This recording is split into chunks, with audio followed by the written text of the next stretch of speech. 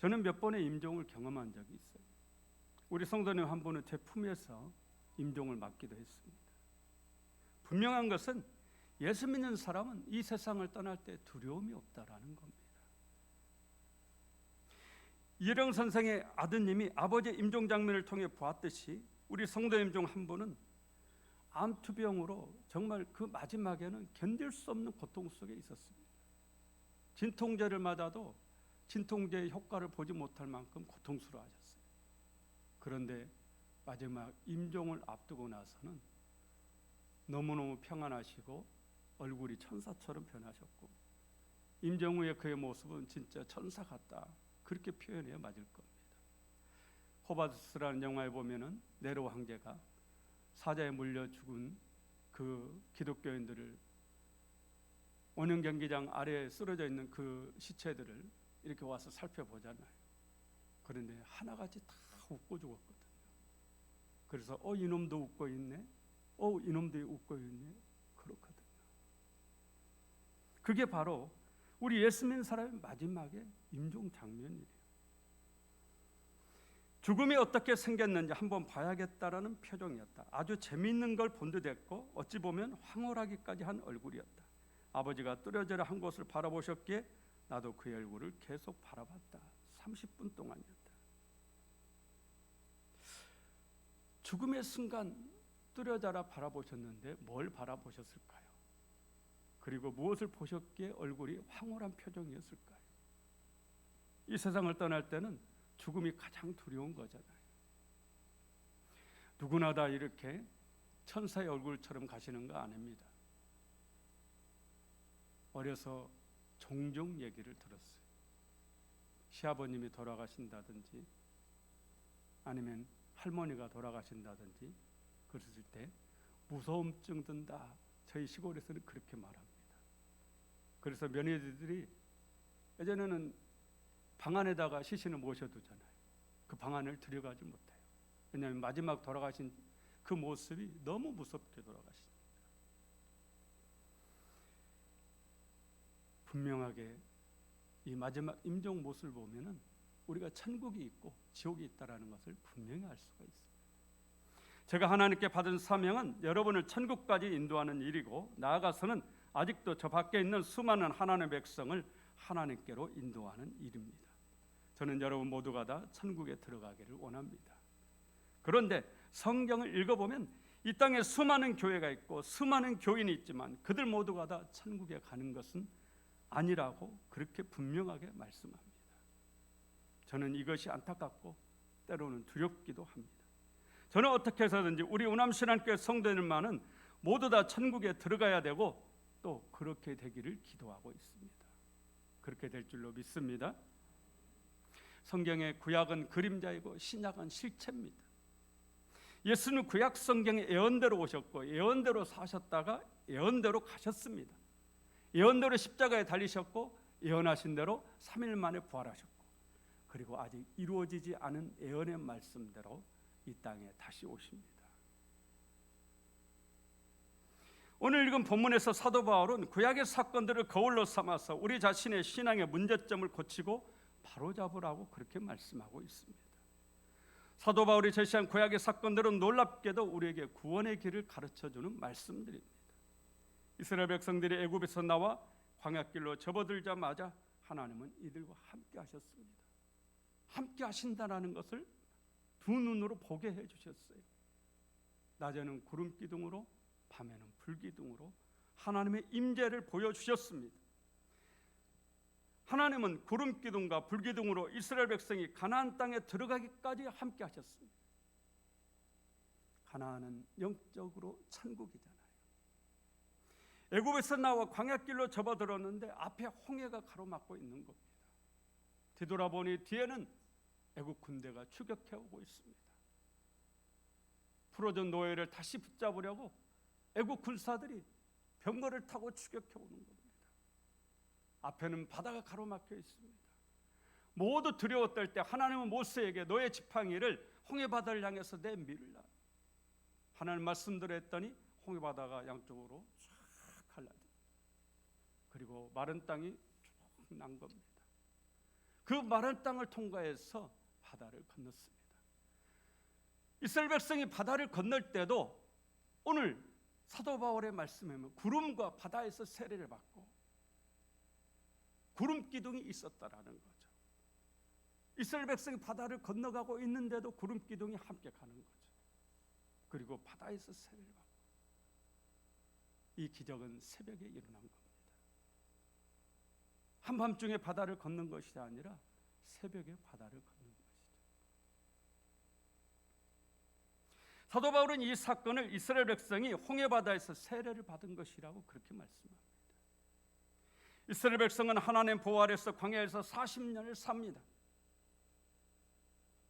그동안 하나님은 매일 만나를 하늘에서 내려주셨고 목마른 백성들에게 반석을 깨뜨려서 생수가 솟아나게 하셔서 생수를 마시게 해주셨습니다. 본문 4절에 사도 바울은 생수를 낸 반석을 그리스도라고 말씀합니다.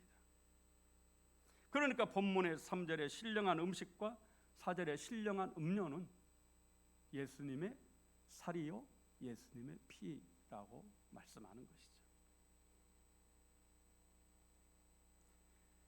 그러나 이스라엘 백성들은 홍해바다에서 세례를 받고 예수님의 살과 피를 먹는 성찬식에도 참여한 겁니다.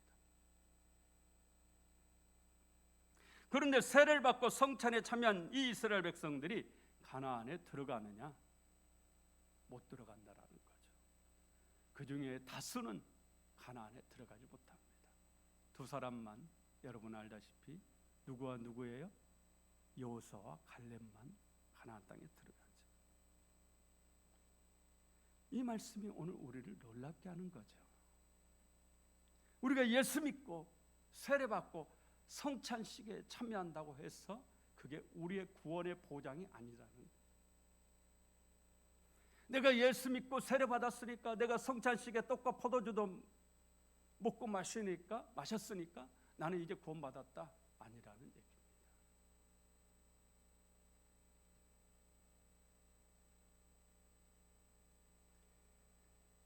그렇다면 이스라엘 백성들은 왜 가나안 땅에 들어가지 못했을까요?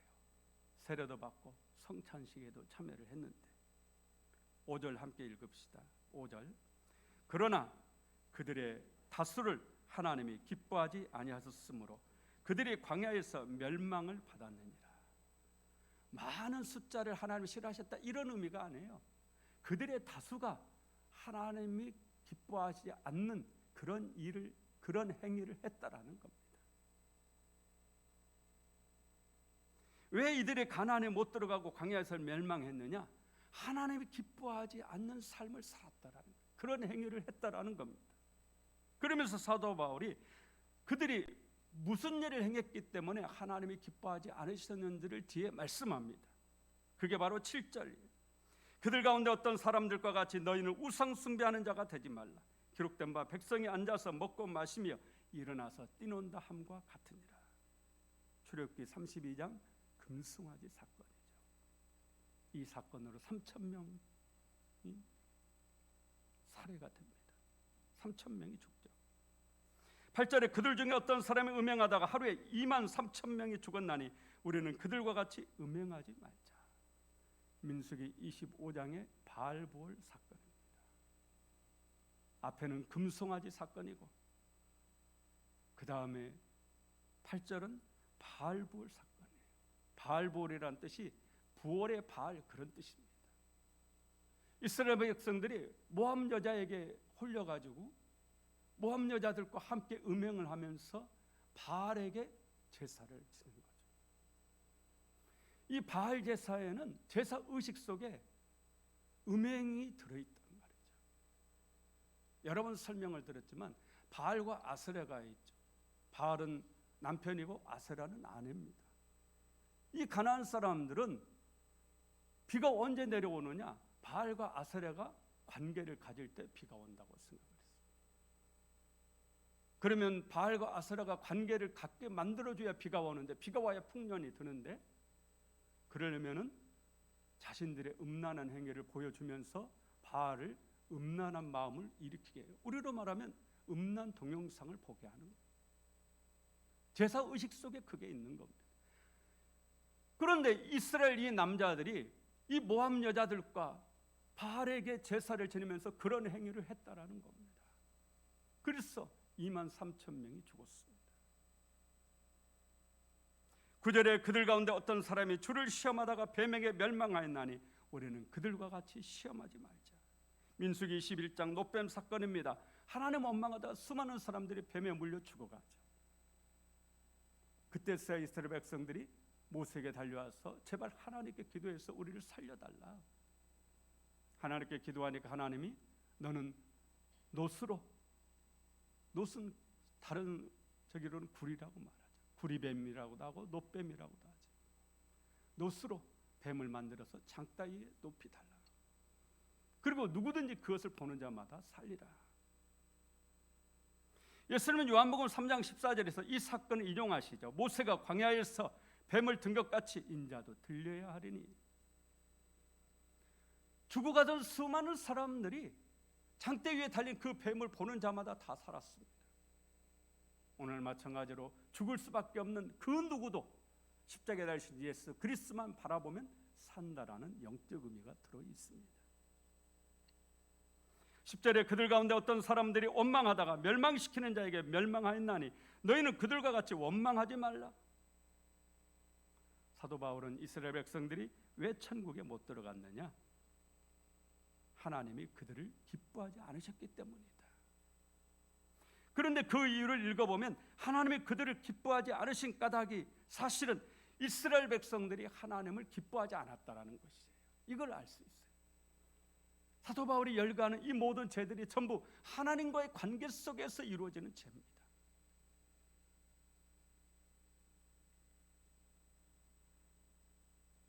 이들은 죄악된 애굽에서 나와서 홍해바다에서 세례를 받고 광야에서 만나와 생수를 마심으로 성만찬에도 참여했습니다. 그럼에도 불구하고 이들이 가나안에 들어가지 못했습니다. 이유가 뭐냐? 그들의 마음이 하나님을 사랑하지 않았기 때문이에요. 하나님을 기뻐하지 않았습니다. 마음을 전적으로 하나님께 주질 않은 겁니다. 고린도 교회 성도뿐 아니라 오늘을 사는 우리 모두도 사도 바울이 전하는 이 말씀을 주의 깊게 들을 필요가 있습니다. 여러분은 예수 믿고 세례를 받았습니다. 그리고 성찬식에도 참여를 하고 있습니다. 떡과 포도주를 마셨습니다. 그렇다고 해서 천국을 보장받는 것이 아닙니다. 나아가 사도 바울은 고린도전서 9장 27절에 이렇게 말씀합니다. 내가 내 몸을 쳐 복종하게 하면 내가 남에게 전파한 후에 자신이 도리어 버림을 당할까 두려워함이로다. 바울은 사도입니다. 사도라는 직분 자체도 구원을 보장해 주지 못한다라는 겁니다.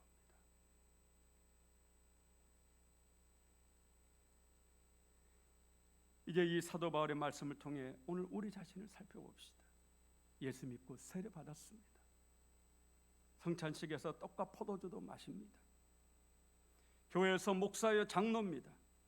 하지만 그렇다고 구원받았다고 보장 못한다라는 얘기입니다. 목사라고 다 구원받는 거 아닙니다. 장로님도 다 천국 가는 거 아닙니다. 그렇다면 어떻게 해야 될까요? 5절 말씀을 주의 깊게 읽어봅시다. 5절 다시 한번 읽어봅니다. 그러나 그들의 다수를 하나님이 기뻐하지 아니하셨으므로 그들이 광야에서 멸망을 받았느니라. 하나님이 기뻐하지 않는 그런 일을 하지 말아야 된다. 그렇다면 하나님 기뻐하지 않는 일이 뭐냐? 저는 그 결론이 14절이라고 봅니다. 14절 함께 읽어볼까요? 그런즉 내 사랑하는 자들아 우상 숭배하는 일을 피하라. 여러분 우상 숭배에 빠지지 마시길 바랍니다. 예수 믿는 여러분, 우상 숭배하는 자는 진정으로 예수 믿는 것이 아닙니다.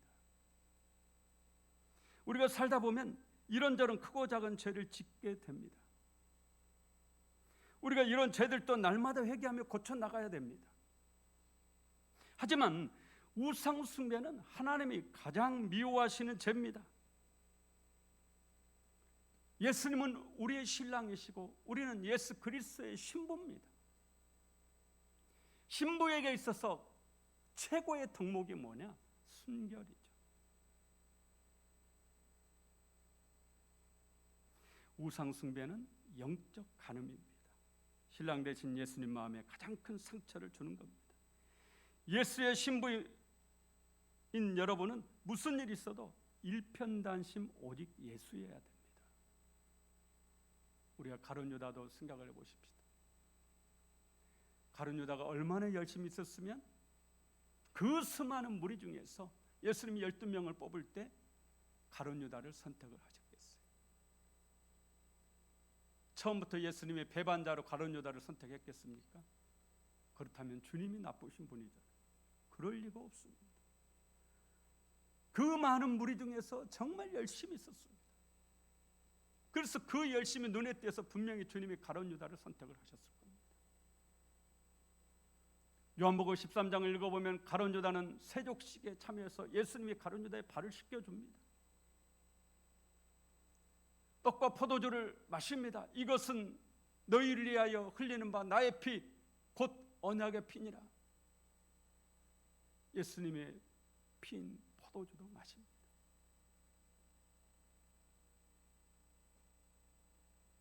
그런데도 불구하고 가룟 유다는 분명하게 구원을 받지 못했어요. 그는 사도입니다.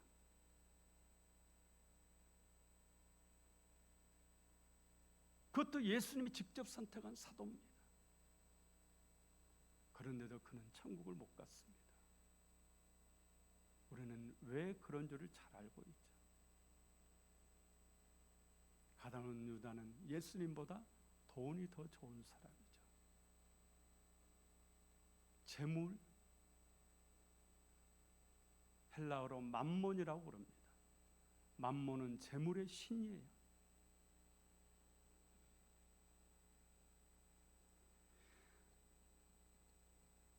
오직 예수여야 돼요. 일편단심해야 됩니다. 이게 신부로서의 최고의 덕목이에요.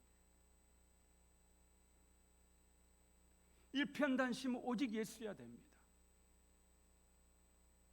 지금 우리가 살고 있는 시대는 온갖 음행과 우상 숭배가 난무합니다. 마귀는 지금도 할 수만 있으면 여러분을 미혹해서 지옥에 보내려고 우는 사자처럼 믿음이 약한 자들을 찾아다니고 있습니다.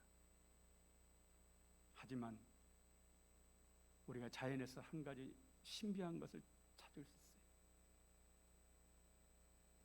생선회 좋아하시죠?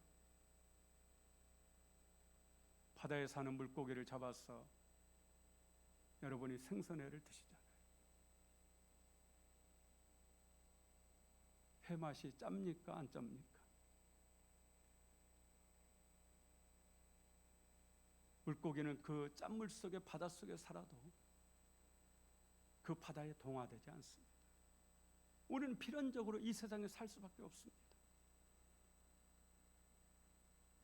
하지만 세상에 동화되면 안 된다는 거죠. 오늘 우리는 정말 놀랍고도 엄청난 세상 속에 살고 있습니다. 상상도 못할 그런 타락과 그 번영과 함께 온 타락의 문화 속에 살고 있습니다. 우리 자녀도 그렇게 살 수밖에 없습니다. 그러나 바닷속의 물고기가 비록 짠물 속에 살아도 짠물에 동화되지 않듯이 이 세상 속에 우리가 살지라도 세상에 동화되면 안 된다. 세속화되면 안 됩니다. 그리스도의 신부로서 일편단심 오직 예수, 신부로서 지켜야 될 영적 순결을 지켜야 됩니다. 오직 예수님만 바라보고 예수님만 사랑하고 예수님만 따라가고 예수님이 나의 전부인 그런 사람만이 천국의 주인이 되는 것입니다. 여러분 모두 천국 백성이 되는 그런 축복이 있기를 예수 이름으로 축원합니다.